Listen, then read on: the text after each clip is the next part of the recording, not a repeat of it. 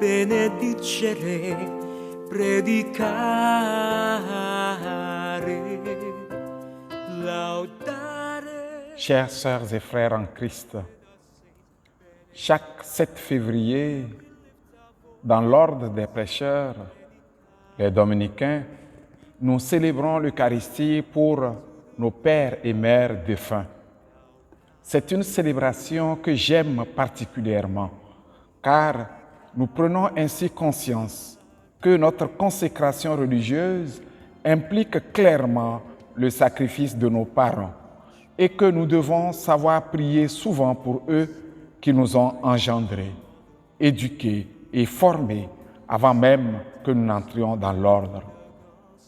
Parfois, certains pensent que c'est un gâchis de laisser des jeunes bien formés et très engagés entrer dans la vie religieuse ou devenir prêtres. Souvent, c'est longtemps après qu'ils se rendent compte que cet engagement a une valeur incommensurable pour le monde et devant Dieu. Dans tous les cas, pour nous, notre devoir de prier pour nos parents, surtout lorsqu'ils sont morts, reste fondamental. Se consacrer pour le salut, c'est porter aussi ceux par qui Dieu nous a engendrés et formés. Et prier pour eux n'est que justice et reconnaissance filiale. Pour cette célébration, la liturgie nous propose de méditer d'abord un extrait de la lettre de Saint Paul aux Romains, au chapitre 14, les versets 7 à 9, 10 à 12. L'apôtre des nations y enseigne qu'aucun d'entre nous ne vit pour soi-même et qu'aucun ne meurt pour soi-même. Si nous vivons pour le Seigneur.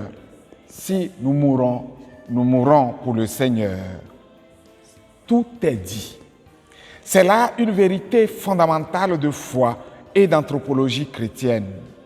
L'être chrétien est toujours et foncièrement un être lié et relié, à la fois dans sa naissance, dans sa mort, comme dans son salut. Ce qui implique qu'il ne faut jamais s'enfermer sur soi-même. Une personne épanouie est une personne ouverte à Dieu et ouverte aux autres. Ouverte aux autres et par là même ouverte à Dieu. Ainsi, prier pour nos parents défunts est un acte de reconnaissance de cette vérité radicale qui atteste qu'au-delà de la mort, nos liens avec nos parents fondent toujours nos relations, nos bonnes relations et notre communion à Dieu, à qui nous sommes consacrés pour le salut de tous.